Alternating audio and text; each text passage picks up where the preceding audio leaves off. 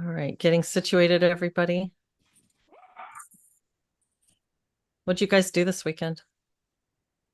I went and saw my family in Connecticut. Oh, Oh, really?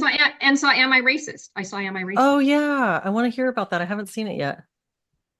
What did I you know, I think? really want to see that. It was funny, and it was, it shows why this is crazy what they're Really? forcing on people. Yeah. I heard they paid Robin DiAngelo quite a bit for her piece in it.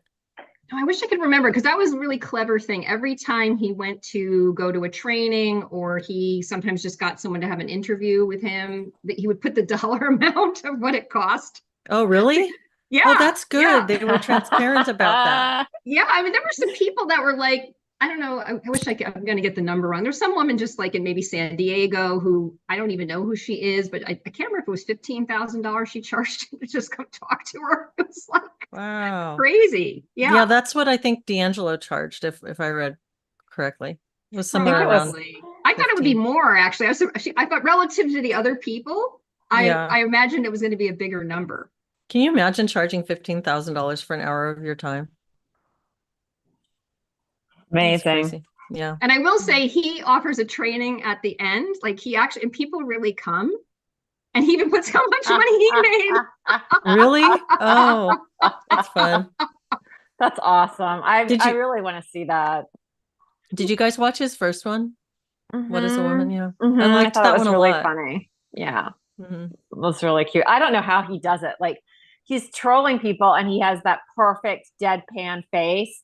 I feel like I would burst out laughing in the middle when their answers start to get ridiculous, but he's just like Hmm. he's great at it. Yeah. He's really funny. He plays a good straight man. Yeah, he does. He looks pretty believable in that wig too. I know. He's got like the messy kind of thing in the back. Yeah, He he's says he got it got the going on. idea. I'm sorry. He says he got the idea from, the guy he interviews in What is a Woman, who's like a professor. He's a little bit blonde and has like a tweedy jacket on. He kind of copies him. So he gets the tweed jacket from him, and he has a particular, I don't know what kind of watch that guy had, probably an Apple. I don't know. So he has the watch, and I don't know if he got the man bun from that, He but he got the says, I whole looked look. around to get my look. Yeah. Yeah. Oh, that's funny. Cute. Well, I'm looking forward to seeing that one. I hope I can take Benjamin to see that. Maybe forgive him for making me see Barbie twice. Did we see it What? twice? I think we saw it twice, did we? I don't know. Maybe it was just that bad that once burned into my brain, felt like twice. It's terrible. Hi, Ninja Kitty. Hello, Adam Worrell. Nice to see y'all in the chat. Ninja Kitty, Matt Walsh is epic with the trolling. First class work. Good, Adam Worrell. Good afternoon, fellow far right sanists. That's so funny. Yeah, what is right anyway? What is right wing?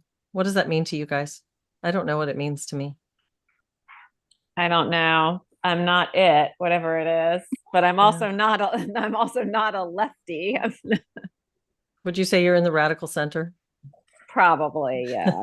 Probably. I think that would be me. I sort of see myself as a disaffected liberal with some conservative leanings, although those leanings were not considered particularly conservative a few years ago. Mm-hmm.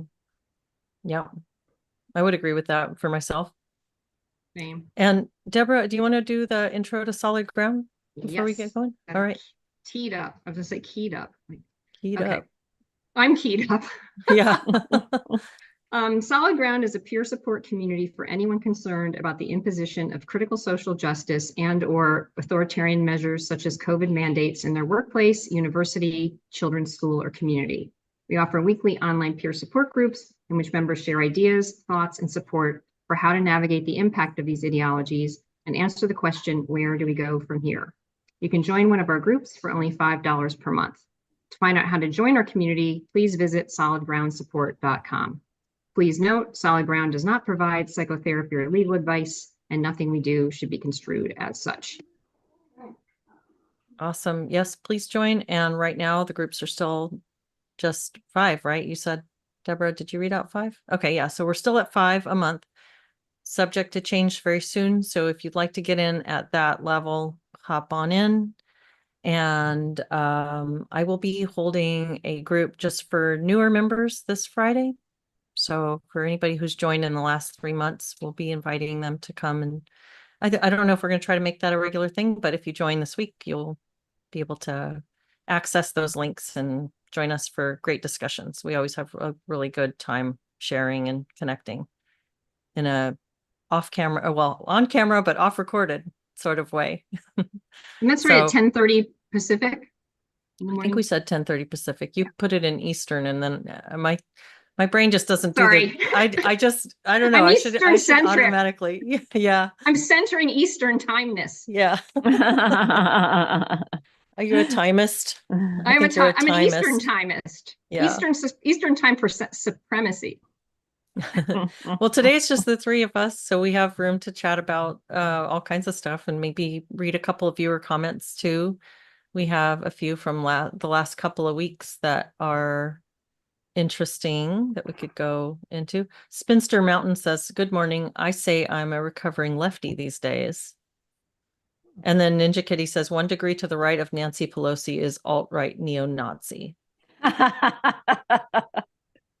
Have you seen nowadays. those charts? You know, the political compass, Mm-hmm. chart square, they'll have like the upper left, which is like authoritarian and left, and they'll have like a teeny, like little area. And so I can't what the word is in there, but it's probably like a good word. And then there's like a little ring that's maybe alt right, and then the rest is like fascist or Yep. something of that nature. That's kind of how it seems right now.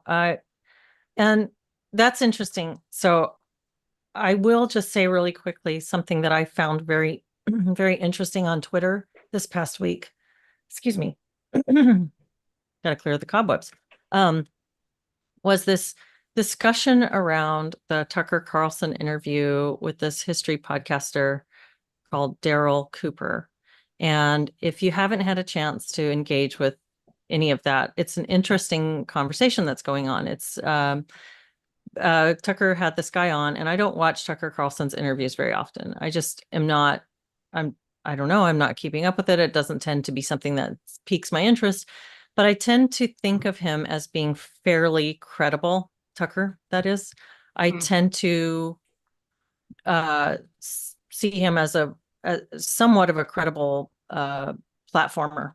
So his stuff doesn't strike me as far right or far anything. It's just he seems pretty sensible. So he was interviewing this guy, and then there was a big kerfuffle about it, where people were saying the guy was basically a Nazi sympathizer.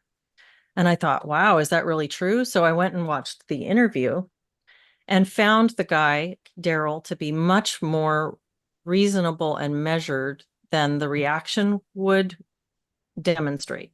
And since then, Benjamin and I went to Oregon over the weekend to spend time with family.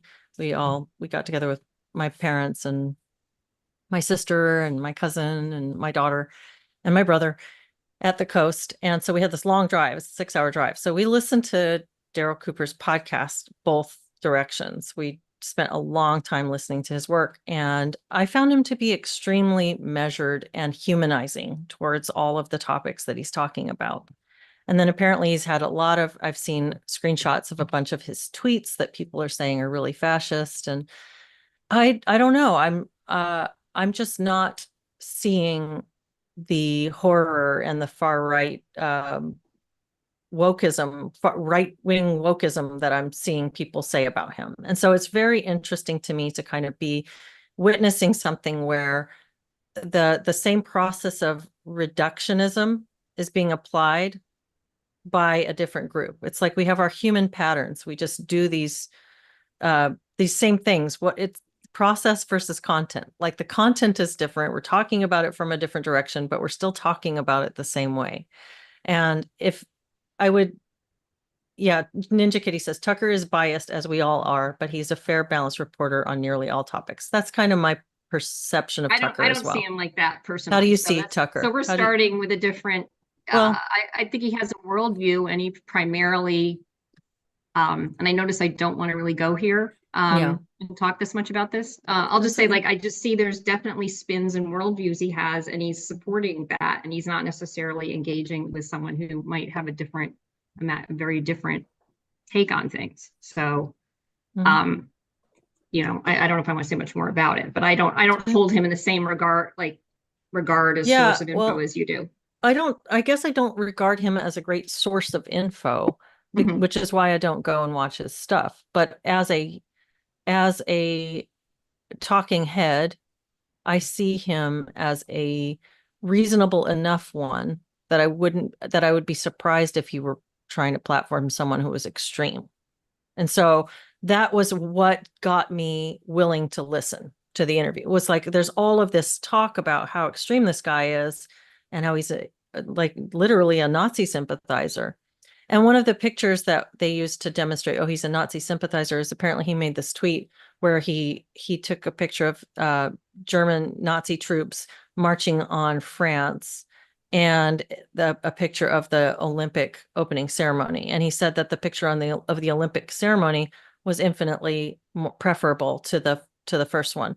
And when I looked at that, my read on that was, well, a direct full frontal assault from evil that you know is evil is preferable to an undermining of your culture and convincing your children not to even procreate. Like it's like a more insidious level of evil, is what I was reading in those two pictures. Like one of them is, we're going to brainwash your children into chopping off their reproductive capacity. And the other is, we're going to march in through the front door and we're going to announce ourselves. And so I don't know how other people saw that, but I didn't see that as Nazis are better than LGBTQ. That wasn't my read. I didn't have a simple read on it, but I wonder what other people think. I didn't see that tweet, and I'm only just learning who this guy is. But it sounds to me like maybe he is a person who approaches things in a sort of provocative way to pull attention to what he's trying to talk about. So maybe he does sort of like hot takes to That make to seems be to be provocative and get people to think. his. That's what I'm guessing based on what you're saying. But I will say, in terms of Tucker Carlson, that interview, I haven't really watched much of his content. I watched a couple things and enjoyed them, but I didn't like his interview with Andrew Tate. Oh. Do you remember the Romanian guy who I was Yeah, remember in that trouble interview. for human trafficking? And I didn't watch the whole thing because I was starting to it was making me feel a bit ill. But it was kind of like Tucker was taking the position of, oh, this is ridiculous. Like you couldn't possibly be guilty of these things. That's what it felt like. And really? yeah, and I don't know if Tucker was fed bad information by people who do research for him, Mm. you know, on his guests or what exactly happened there. But it seems like it's pretty conclusive. Like there's a lot of information that Andrew Tate was, trafficking women and encouraging other guys to traffic women and teaching them how to pimp people out, which I think most reasonable people would find highly disturbing and unethical. So I didn't really get why Tucker was taking that approach in that interview of, oh, this couldn't be, you and I know this is all bunk. At least that's how it presented to me. So I didn't like that. Mm-hmm. Yeah, PA62 guy says, I'm with Deborah. Tucker is a really smart guy, but he's lost all credibility with me. Yeah, I that's interesting. I didn't see the Tate interview. I don't like Andrew Tate. I have listened to him. He did a interview, like a couple of years ago, maybe with Candace Owens, and I listened to it and I came away thinking, oh, he's this is weird, right? He's kind of a good, he seems like he's got some problems, but he's kind of a good guy. He's really like pro masculinity. That interview was, it gave you one impression of him. And then I looked at more interviews with him and I listened to the guy actually talk and I'm like, gosh, he's an ultra sleaze. So it's kind of amazing what you can get from seeing people from certain angles, which is really Yeah. interesting. Yeah. If you just see a snapshot of him, he will espouse some ideas that sound reasonable, but he also has said Terrible. things about how women are women have basically tricked Western men into believing that they should only have one wife and that men should have multiple wives so they can procreate with multiple women. I mean, he's really full of hatred and disrespect for women. Well, he quite tricked women into disgusting. prostituting themselves. He 100% did, and then he also abused them into continuing. So, from what I've seen and read, so I don't know. I don't think Tucker handled that wisely, but I don't know what caused that to happen. If he had, didn't have correct information when he went into the interview or what. I don't know what to say, because I will sometimes go, oh, I want to see this interview Tucker is having. For example, I really like the one he had with Callie and Casey Means on food and the food supply and medication, like all these things that are making us unhealthy. And I like the one he did with RFK Jr., but what he does, and any of them, I notice he doesn't, with anybody, even people I like, right? He doesn't really seem to push back. And I want to say I have not seen a lot of his content. So anything I'm saying is based on a small sample size. But even with the people I like, I don't see him asking a lot of more challenging questions, nor with the people that I might find that I want challenging questions. So I don't know if he doesn't just go into a challenging question mode, or maybe only on the programs I've seen he doesn't challenge. I don't know, because again, I only really started to watch when he started to be on X. I never really watched before. So I don't know. I don't know whether he's more congenial to guests, and they might be people that we might want a little pushing and they might not. I don't know. Does anybody have any sense of that? Oh. Uh-oh. Did I say something bad? Leslie? No. Was it something I said? I was trying to chill myself down from being upset about the the guy. I think her power went out. Oh my God. But she said, don't know if you're still live streaming. My power went out, but we're not live streaming because it said recording stopped. That's true. Oh, well, it was what we're talking about is such a dangerous topic. They took her power out. Big government has colluded with the electric company and said enough of this. I'm going to tell her, I'm going to say the deep state took you out.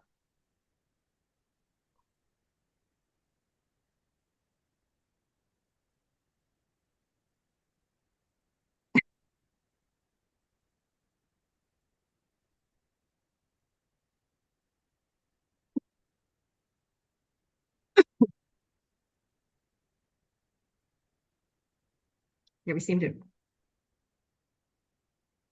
We could wait a minute and see if it comes back on or something. I don't know.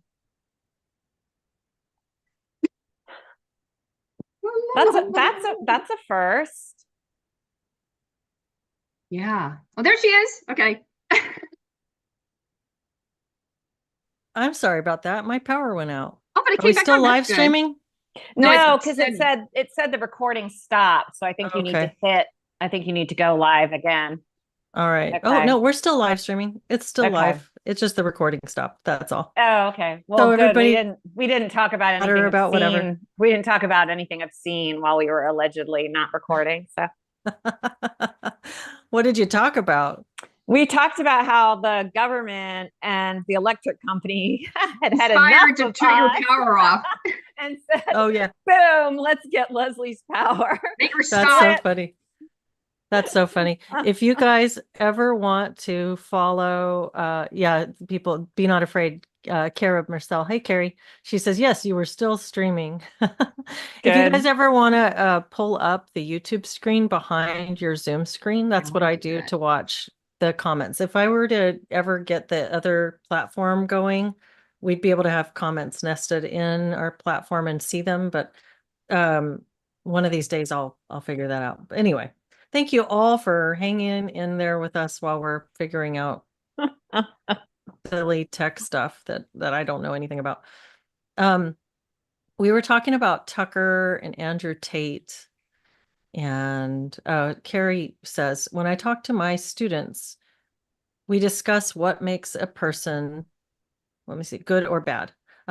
I have found some things that I appreciate about Tate and some I don't. I met Tucker last week. I like how honest he is.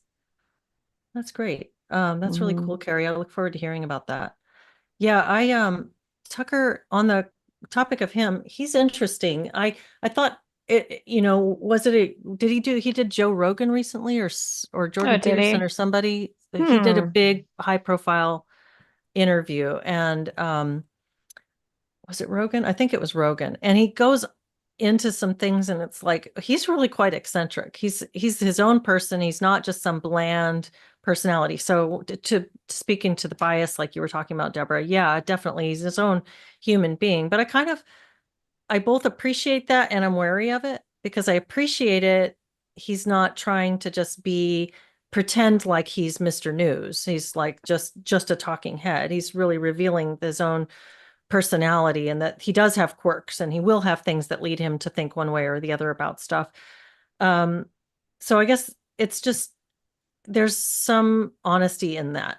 And Hmm. I don't follow all of his stuff, but for the purposes of this topic, seeing him have a guest it was like, I think James Lindsay, who I really love, he said, Tucker got you all to trust him just so that he could lead you down to this and he got your trust and now uh, he's manipulating you with this far right Nazi guy and I'm like I just don't know if I want to That's see too that. much. That's too much attribution of evil. I wouldn't put that, it's like he's following whatever. I mean, I'm not necessarily thinking how he does it. It seems like, oh, I'm curious here, I'm curious Yeah, there. I wouldn't put like an Yeah. ill motive on it. yeah. Well, it does take some courage to have controversial characters on your podcast. And I do think sometimes where people gets into an ethical question of, oh, well, do I want to give somebody who maybe holds, really horrible views, a platform? I'm not speaking about what is his name, Daryl Cooper in particular, because I know nothing about the guy. But just in general, I think that there's, people get into that question of should I even have this person on and offer them a space to speak? But then also sometimes hearing different views can be helpful, even if it just makes you, the contrast makes you firmer in your own views. So Mhm, mhm. um, I think it's a good thing to talk to different people with different views. From everybody I know a couple people who have met Tucker Carlson, and they say he's just a delight as an Mhm. individual, that he's a really nice guy. Yeah, and I want to say, well, two things, one about him, one about Daryl. Like the conversation, especially towards the end that he has with RFK Jr. was so beautiful. Because I mean, RFK was speaking very much like spiritual and nature. And like I was in tears and Tucker Mhm. it was just like, yes. And it was like so moving. So I do want, I want to acknowledge these places where I love what he's making available or where the Mhm. conversations, are going. And something that was interesting too, I'm trying to track it. Noam is it Dworkin? He runs the Comedy Cellar, and he's like he has a lot of these conversations with people with different views, controversial views with his At the Table podcast. He runs the Comedy Cellar. So I see he's in conversation on Twitter now with Daryl Cooper. And it's just like he can stay he's curious. Like he can Mhm. stay and he can ask questions. I think he's a little unhappy maybe with some of the ways was thinking, but that's a conversation I'm following to sort of see like, oh, let's see if someone can navigate one they can consistently keep at it, even though maybe there's some disagreement and like where's that going to end up. So that's, I'm kind of watching Mhm. that unfold. I appreciate people doing that instead of just going and launching, pejorative terms at somebody. I agree. I think that that's the way to go. And that's what really got me interested was I was hearing the pejoratives and I had, like I said, enough respect for Tucker Carlson's work to say, let me see what this actually was before I just believe the tweets that I'm seeing about it. And like Jay Bourne says, I would have challenged the Nazi guy on the Holocaust comment, especially the statement that they were let me see, it just scrolled up, that they were burned so that they would not have to starve, etc., and just prisoners of war. And yeah, I listened to Hmm. that. Now he did say he if you go and listen, so listen to the whole interview. If that's what I would recommend. It's not that long, maybe like an hour and a half. And then as a follow-up to it, the guy himself, Daryl Cooper, he made I think it's just 1 hour long podcast episode for his podcast, which is Martyr Made. And he goes into that in detail. Like he says, I think I was caught off guard by the World War II stuff. I didn't know we were going to talk about it. And I said some things in a sloppy way that I should have gone into more detail. And so he takes the opportunity to do it in that 1 hour podcast. And he's telling stories about the persecution of the Jews by the Nazis. And he gives firsthand accounts from several people who were Holocaust survivors. He goes really into it. Like he's not saying that they were just killed so they wouldn't have to starve. If you listen to him in full form, it's just he did say something that could be taken as because it was just sloppy. It was like he omitted something, and I agree. But after listening to him in longer form, I just would recommend people go ahead and engage on that level because it's very humanizing. The work is very humanizing, and you can still disagree with someone's take, but like you said, Deborah, the pejoratives are giving short shrift to a bigger set of ideas. And you know what the particular example you gave a little bit while back, I want to zoom out and make a more generality about it, because it's an interesting thing to consider when we talk about even criminal justice. That's where I'm going. We have you had the image of the psychopath with the people in the house and then someone on the outside and then maybe doing overuse of force or something bad. And then it's kind of the situation we find just in policing today. It's like, sometimes it's like, well, do we blame the police or do we blame the person who committed the crime, or are we going to make that person the victim that's committing the crime? And I don't know, there's just interesting, I think it might be a reason there is some charge for people, maybe not on this, is, if someone is doing something and there's an action taken to try to counter it, what's how much fault is that person at, or was it the first person who started it, or I guess we're all probably responsible, but I see that as one example of other things that are just unfolding regularly. Like, how do we, in a war, or just even in, there's some criminal, and are the police supposed to go after the person or not? Did the police overdo it? Are the police now the really bad people and not the person who was actually a perpetrator who maybe for letting off? I don't even know the answer. I just sort of see this happening in various scales, like in society.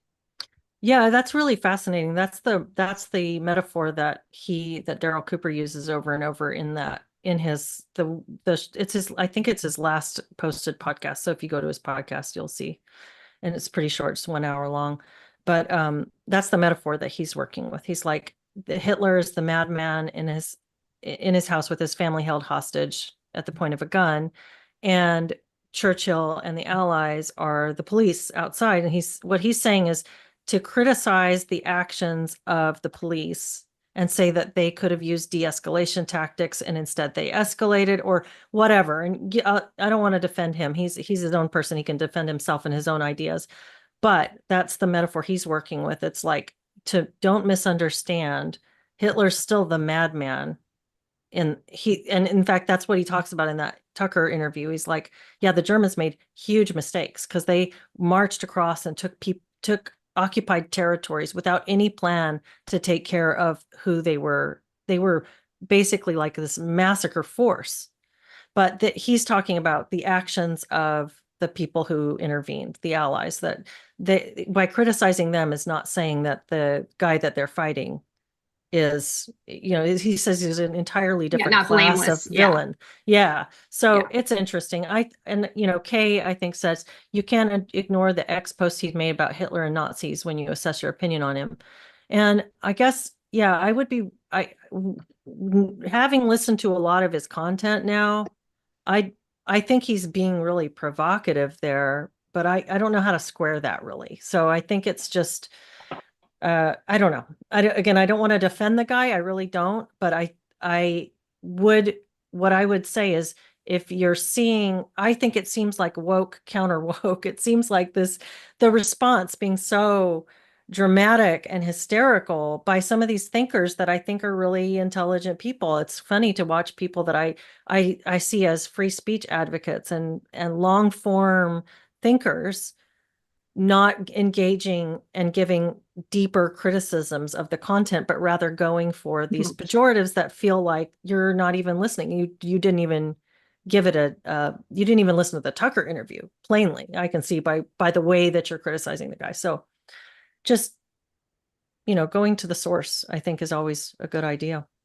You know what topic, this is a little pivot, and if you don't want to go there, we don't have to, but it just somehow it crossed in my mind. I'm watching the issue of, Trump having been, shot at again, and then this sort of finger pointing about like, well, it's because of so-and-so's rhetoric. And then they could go, but it's their rhetoric. Like there's something going on about like, well, if he wasn't speaking so inflammatory way, then the Democratic media people wouldn't say such negative things about him. And then I don't know, I just see a lot of finger pointing about who started it or who's worse. I don't know if that's even anywhere you guys want to go, but somehow just thinking about this, like one bad and then another bad, like interacting or something like that. It made me think of that, but I don't know if that's of any interest for you guys to talk about. Yeah. What do you think, Jennifer? Any thoughts? I totally wasn't paying attention because I'm trying to look at Daryl Cooper's.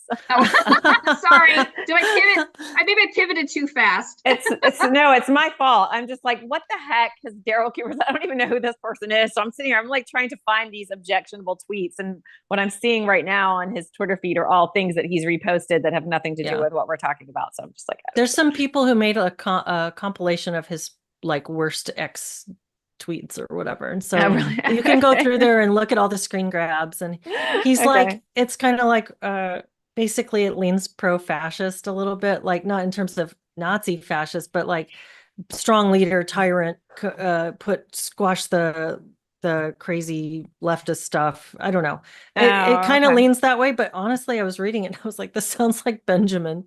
So I don't know if it's just spicy posts. Benjamin wants a monarchy, right? Yeah. I don't know if he really does, but he says he does. He's very he's so pleased that somebody called him a freewheeling provocateur in an article. He's like, oh, look at that. He just like owns it. It's very funny. That's very funny. Yeah. But yeah, Deborah, it is interesting. It's kind of like your speech is violence. Well, no, your speech is violence. Like you're inciting. Yeah. Mm-hmm. That back and forth. Yeah. Adam Worrell, the Soviets were never put in the dock at Nuremberg. They co-invaded Poland with Germany in 1939. Ukraine was also absolved of responsibility despite being active perpetrators of the Reich. This is just, all of this just goes to remind me that I don't know enough about the history of World War II. So it's a lot to learn. Shall we read a couple of comments? Would you guys like to read any viewer comments? I don't know if you guys have any queued up or not. Did not do my homework. Did not do your homework. Well, why don't you guys chat for a second while I find a couple. Say something interesting, Deborah. I'm looking at the tweets that you just sent me.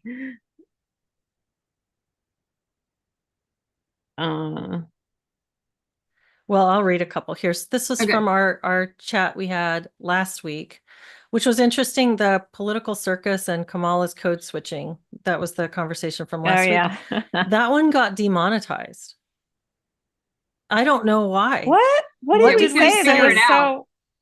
I don't know. What? Isn't that interesting? It got demonetized. Of all the things to demonetize. I think we had the wrong political opinion. That's all I can really think of. We even criticized Trump in there too. So it wasn't like we were super one-sided, but we were coming down on Kamala. We didn't even talk about her. Well, climate change. That's really interesting. I don't think we said anything particularly racy. Oh, you weren't wearing pants. Maybe you weren't wearing pants. It's the pants. It's the pants. The pants.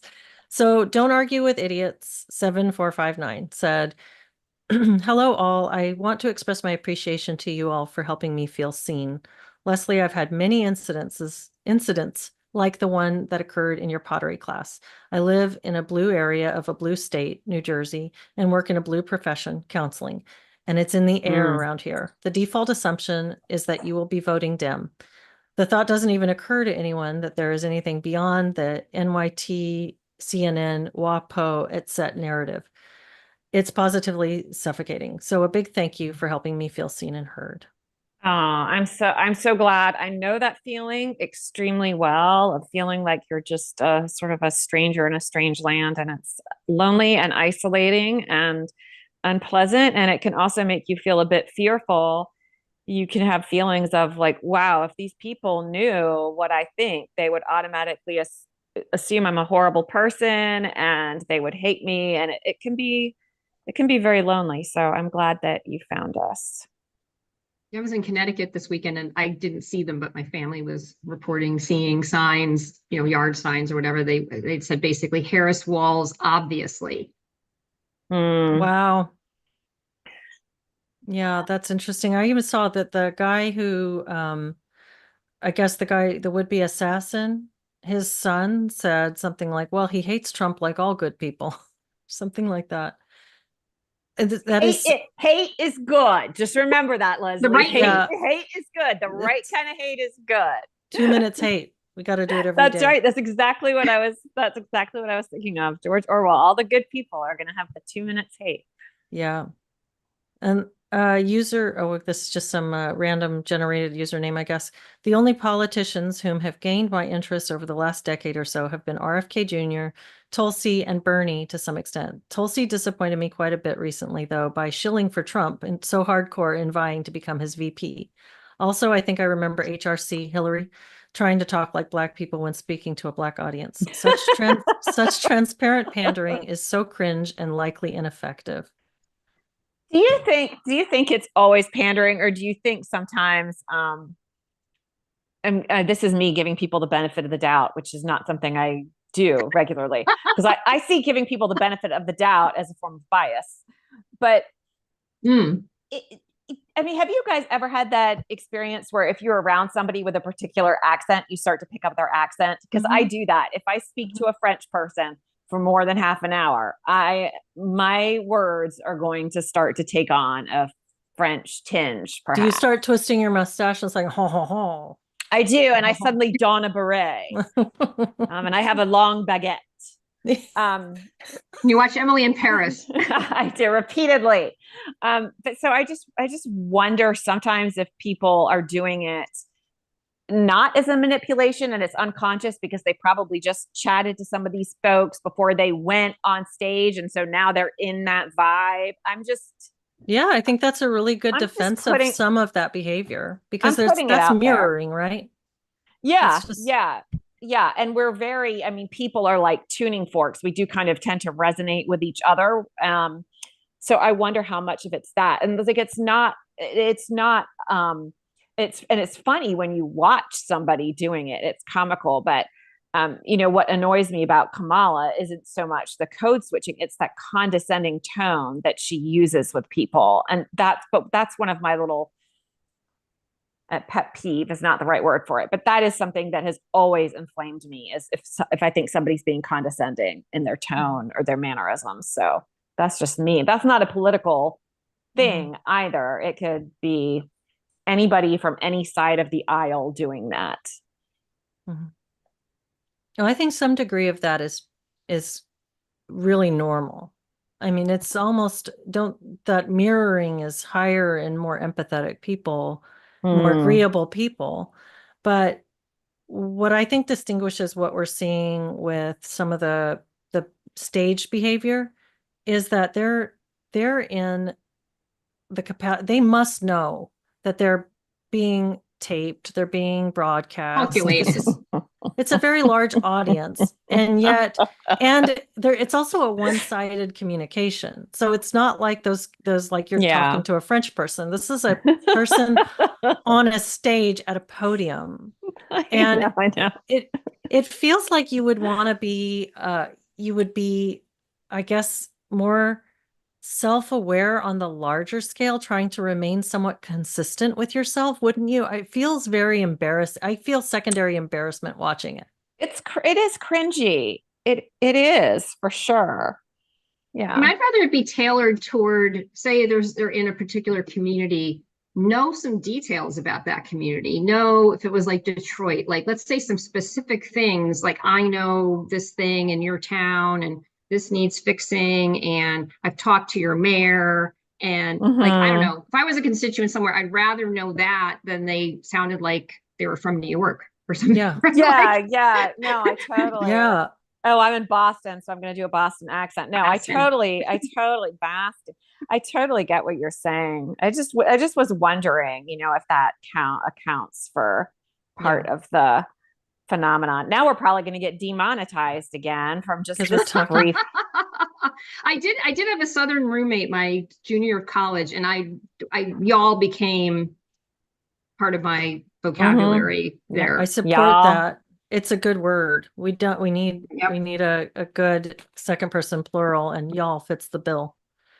Let's see. Student of Rhythms say, yes, there are distinctions. Giving a speech from a podium is not like engaging in a natural conversation. And then Spinster Mountain says, I used to pick up my Southern friends' accents while drinking, but I was actually speaking with them at the time. Yeah. Yeah, like you said, there's an interchange, not just Yeah. a I get that. broadcast. Yeah. And then Adam Worrell says, Sacre bleu for you, Jennifer. Let's see. I will read another one here. Okay, so this is on the conversation we had with Sally Satel when therapy becomes political. And Peter Bellinger says, this falls into other realms as well. As a male, I have found it discouraging to find a therapist I can relate to, especially now. Just look at this panel. I'm not sure what he means by that, but that'll be interesting. I guess not everyone gets someone who they'd feel more comfortable talking to. The bias there is extreme and political. It's not just about Zionism, it's about a lot of other things. Many who don't go to therapy, therapists will never know why. Think of all the other controversial topics. People believe strongly in things, and if therapist and patient are not aligned, it won't work. Some see therapists too woke, others see therapists not woke enough, and others see psychology as pseudoscience. Then some of us question therapy itself. Lonely people have to talk to a surrogate friend. Some just need friends, not therapists and prescriptions. I thought that was an interesting comment because it has a lot in it. And I don't know if he was saying that our panel was biased in a certain way or if it was because we were all composed of women. I'm not sure what that was, or maybe it was maybe it wasn't a criticism. I wasn't sure And what. maybe it's that we critique therapy. I don't know. Yeah, I'm not maybe. sure. Maybe. Yeah, let's see. Sarah Kelly, this is that same live stream. She says, much ideology, social justice. I guess this is a little poorly phrased. Maybe she typoed here. Social justice is at least partly corrupted, but many of the people being accused of hostility to Jews are Jewish themselves. I love the objectivity and open-mindedness you cast elsewhere, but the propagandized oversimplification with which this issue is analyzed is disappointing, repulsive, in fact. Speaking of which, another matter that irked me many shows past, with which most will not agree. The idea that states are not liable to the same laws or moral code as individuals is the same kind of stupid. We must deserve our relative essential slavery. Vote harder. So this was a critical comment, but I couldn't quite make sense of what she was saying. I asked her to say more, but she really didn't. So I wondered if you guys could make anything out of that. Didn't really follow. Yeah. Yeah. Plus, I'm trying to think what it. particular thing which episode was it in? This was this one we had with Sally Satel. We talked about the Zionist blacklist, and so I'm thinking maybe she was. Yeah, I don't know about that one. I couldn't really make any sense. I wish I'd like it if people tell us exactly what we said, like if they're commenting on something, so that I know, because I'm not quite sure. Yeah, yeah. I think that I like the criticisms because they're very interesting and they offer chances to further and deepen dialogue, even And if we don't end up agreeing. Sometimes they're just funny too. So That's true. That's true. Danny, no thank you, says around the 56-minute mark when Leslie gets into how families are treated by experts and medical system of bullying into meeting their standards. Glad you had the chance to express that out to all the people listening. Yeah. And I know Mhm. she's a mother of young kids who's had her own issues with the medical system. So yeah, here's another one. Sad Hannah Blue. There were a lot of good comments on that episode that really brought a lot up. Today's topic touched upon something that has bothered me for some time now. The number of newly minted therapists thinking the way to change the world is to work with every client through the lens of social justice, meaning indoctrinating them, rather than serving as a supportive resource for working through life's challenges. Definitely much more can be said about how today's families immediately send their kids to a doctor or therapist. And as mentioned, it is a result of professionalism in our medical system taking over areas of life that used to be served by church and community. So that's a giant topic there. A lot to say about that. Question for you, Leslie, Yeah. about that, because I'm thinking, you're being a mom has spanned a certain amount of time, and I'm wondering if you saw what's the word? This expert thing, like coming in, or where did you see it starting to come in more? Was it as present when you had your first, your kids earlier on at that point, or has it gotten worse like did it ramp up? Yeah, that's a good question. I mean, I think that it's always been pretty significant in my parenting experience. Like my oldest is 28, and then my youngest is turning 11 this week. And so that is a long span of time to be around this kind of environment, or this kind of, I guess, be exposed to experts as a parent. I do think that therapy has really expanded the number of young people, teenagers who are seeing a therapist. It seems like it's almost expected in some circles that your kid will see a therapist. Wow. It's almost like a status thing. Kids are asking for it of their parents frequently. They're requesting to see a therapist. And I don't know about you guys, but when I was young, that wasn't a thing really. I mean, I maybe had I always had a counselor. I was always forced to be in counseling from the time I was in fourth grade, I believe, was when I first had to see a counselor. Looking back, it was undiagnosed ADHD issues that I was having. But they were seeing a discrepancy between how I would test on the standardized tests and these things, and my output, the work that I was doing. And so I was sent to therapy because of it, because I was getting these really high scores, like 99th, 98th percentile kind of scores. And then my work was failure level work. So my output was bad. And this was treated as a potential mental health issue. So that was really awful. I don't know if people want to hear that story. It's kind of boring, perhaps, but I was, it's like the dolls. They would bring out the anatomical dolls and ask if I'd been Oh, molested. wow. They Just were because really how you probing. tested oh, Well, yeah. I was testing high, Yeah. like Yeah. 99th percentile, 98th percentile in these things. And then I was failing out. Right. So But it that they was would the think it real was extreme. abuse or They went something. to abuse. Yeah. Yeah. Now looking back, it was attention deficit stuff, which is probably neurological stuff. I think it started around the time I had a whole mouthful of mercury fillings put in, but that's a longer conversation perhaps. But I didn't enjoy going to a counselor at all. It was really uncomfortable. It made me feel very probed, very invaded. The suggestions that my father might be inappropriate with me really bothered me because I had a wonderful dad. And Mm. so these suggestions that something was wrong in my family, it felt invasive and I didn't Yeah. like it. But um, but you're asking about over the course of my life as a parent, not me. Mhm. I see a lot of people looking for therapy for teenagers now, which I don't think was as common. It was kind of like like a really posh status symbol, maybe when my girls were little, and it's more of a routine thing Like go to the now. dentist or something. Yeah. Yeah, yeah, yeah. Let's see. There was a comment I wanted to read here. I don't know, Jennifer, have you seen a difference in how people take their, I mean, how long have you been working as a therapist? Oh my gosh, like 30 something years. I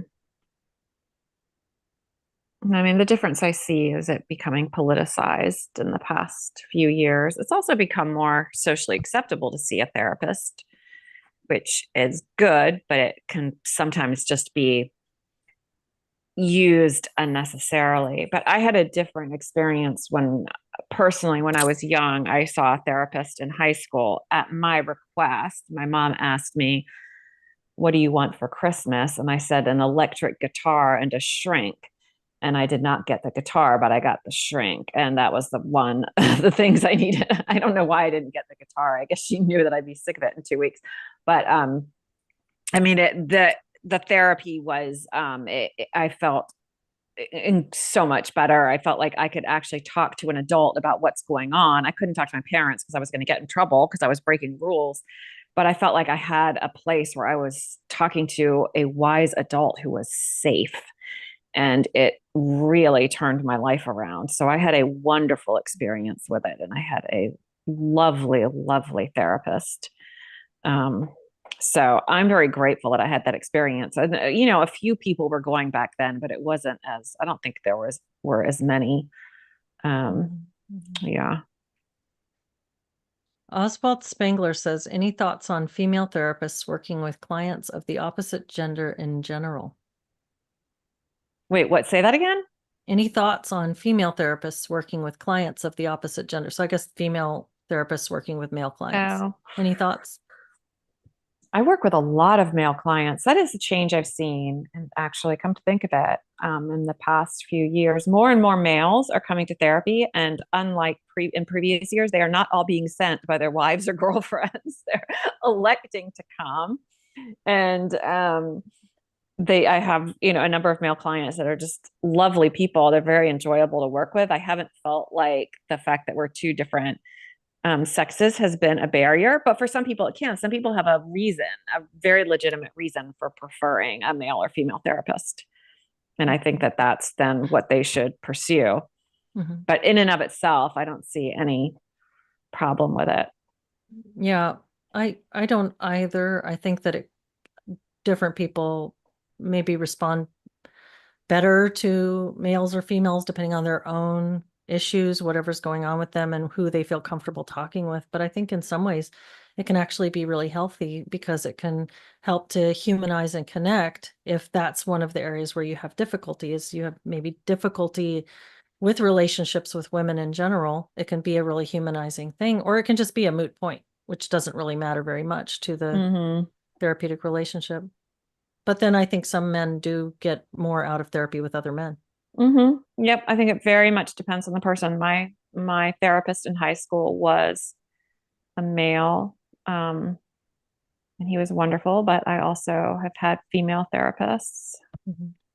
And then there's a little debate in the chat here about sex versus gender in that question. Adam Worrell says we should revert to sex instead of gender. When I was younger, gender was just a euphemism for sex. And I liked it. I would use gender instead of sex because sex is both your male or female status, I guess, but it's also your it's hobby. Also an act. It's your hobby, Jennifer. Yeah, it's your hobby. So it's a verb and a noun, and gender right. is just a very clearly a noun. So yeah. Now gender has become something a bit different. Yeah, Ninja Kitty wants to take back gender. He says we need to take back gender, not give that ground.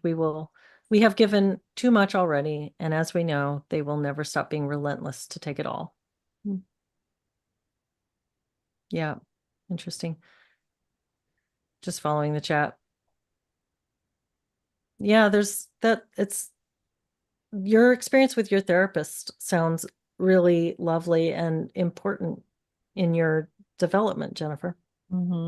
Yeah, he was wonderful, and he used to sit and he wore flannel trousers, and his office was had very soft, sort of dark lighting. It was very relaxing. And he would knit during sessions, or he would take an apple, and he would slowly peel the entire thing without breaking the the long thread.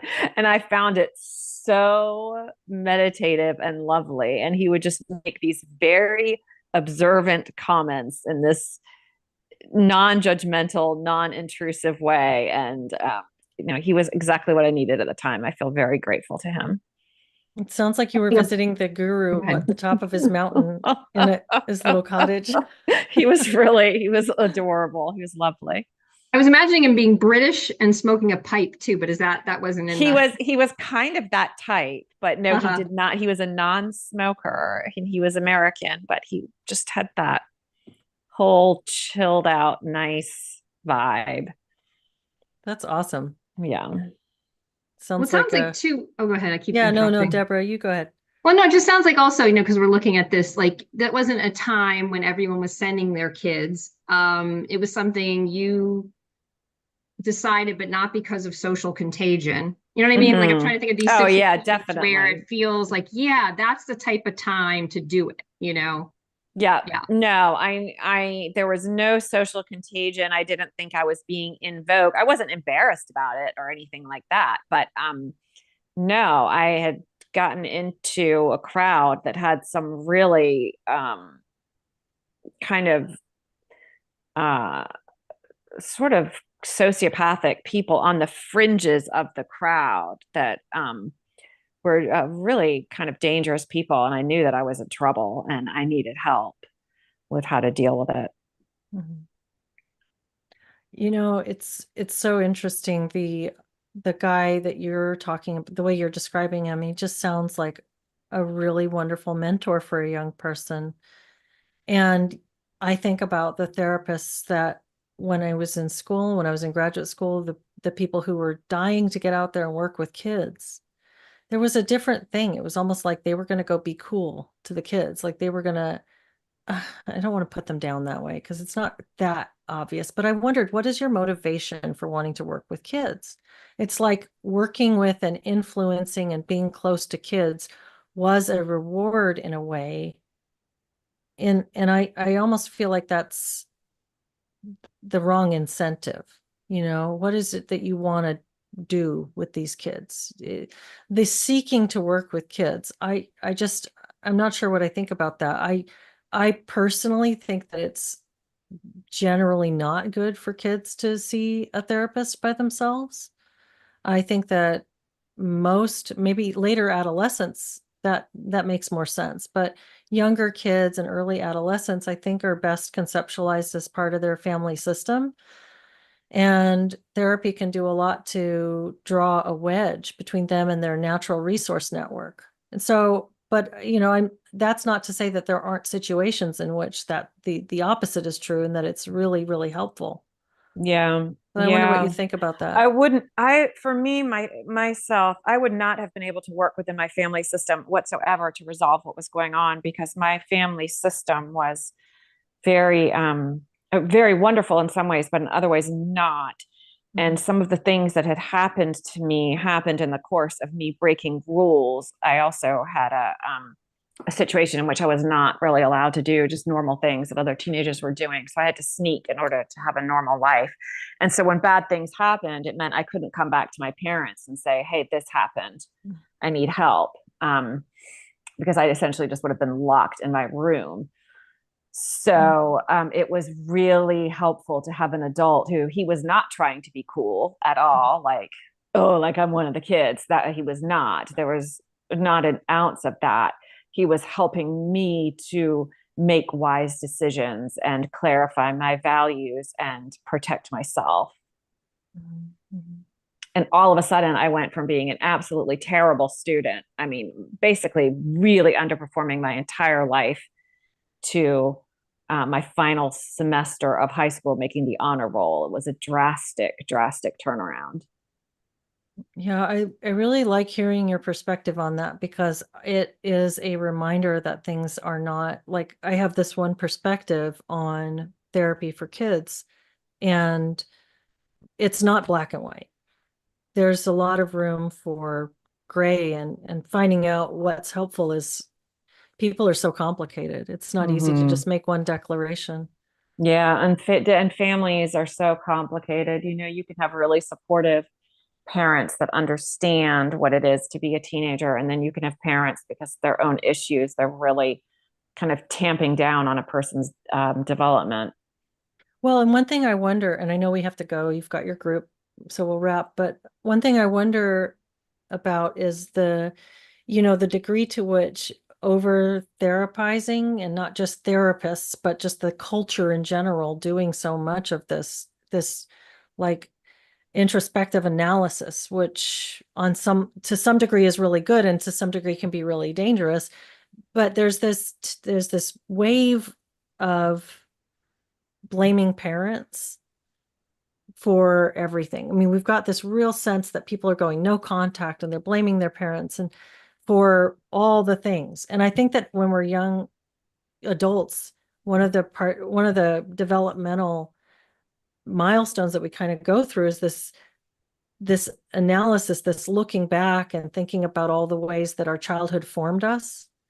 And our parents are just human beings with problems, just flawed people like every other human being. And so it's really easy to see all the ways that your parents' flaws created challenges and limitations for you, because they did.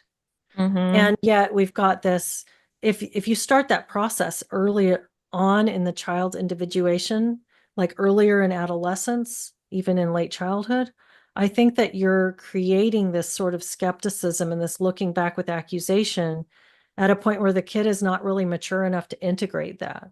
And I don't know, this is just a bunch of thoughts that I guess we don't really have time to get into right now, but. No, it's an interesting thought. We should talk about that more at some point. Well, I know you got to go, and thank you everybody for joining us this week for kind of a random collection of ideas. And we'll look forward to seeing It you was all. a tossed salad today. Yes. Jennifer, Tossed salad you're of so ideas. naughty, I swear. Wait, is tossed salad some kind of sexual? Oh no, don't tell me it's some sexual Phrase. thing. I mean, tossed salad, like we were talking about all different random things. Did I just say like, wait, No, tossed salad? No, I didn't get it. I didn't get it either if there was a thing. I bet Sorry. you that's like a euphemism for a hand job or something. I grew up with brothers. I know too many of these things. My brother informed me about what teabagging was when I was too young to know this stuff. I'm like, it's a tea bag. Really? All right. Oh my gosh. On that note. Now we're going to get demonetized. Oh, well. All right. We'll see.